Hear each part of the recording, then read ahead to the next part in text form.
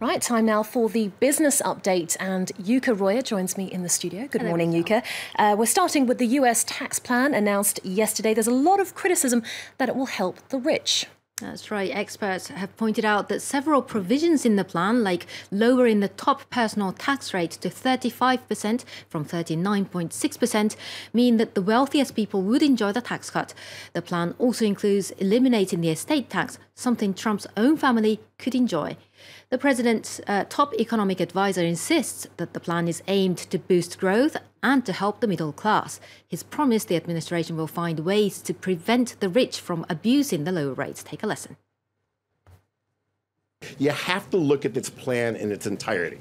The one thing I would beg you all to do is don't look at any one piece. Look at the plan in its entirety. That's how we're looking at tax reform. Our tax plan is aimed at making sure we give middle-class Americans a tax cut. We are going to give middle-class Americans a tax cut. That is what we are spending all of our time on doing. And we've got lots of tools at our disposal to make sure we do that, and that's what we're going to do. Shares on Wall Street extended their gains modestly after that announcement, with the S&P ending at a new record high. Now, following on from that, Asian stocks are mostly in the green this Friday, except in Tokyo, where a pause in the dollar's strengthening weighed on export shares. Nikkei closing just below the flatline. Toshiba climbed over 2.5% after the firm finally signed a deal to sell its memory chip unit, and shares of Genki Sushi, a rotating sushi chain, jumped 7% after reports it will merge with another popular conveyor belt restaurant, Sushiro. Sushi, always a winner. And now Yuka, EU leaders are gearing up for the digital summit in Tallinn. What's on the agenda?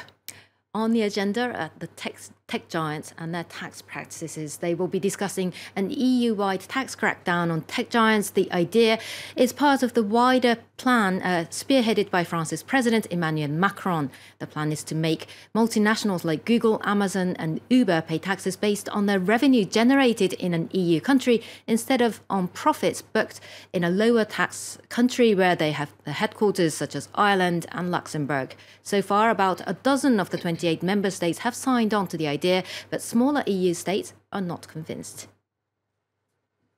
Right, we're turning next to Saudi Arabia, where the government earlier this week decided to finally allow women to get behind the wheel.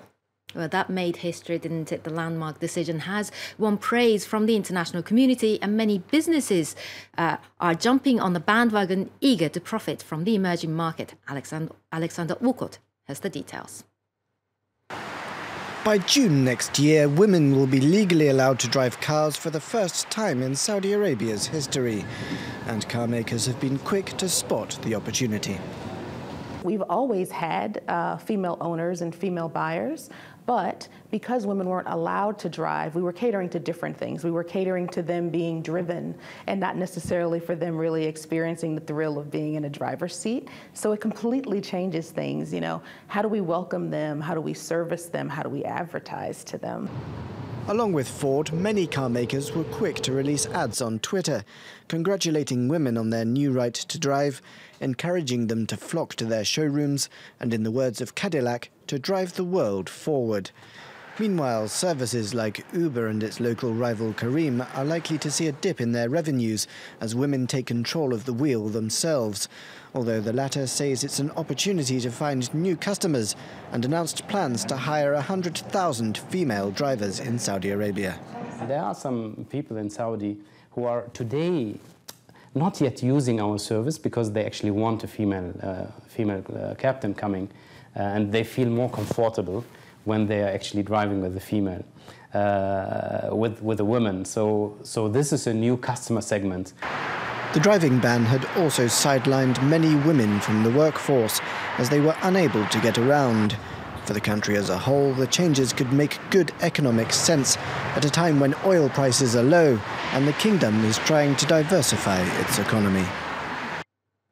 And finally, in business, some really good news for the truly lazy shoppers among us, Yuka. Well, I don't know about you, Rochelle, but I always have a hard time putting together IKEA bookshelves.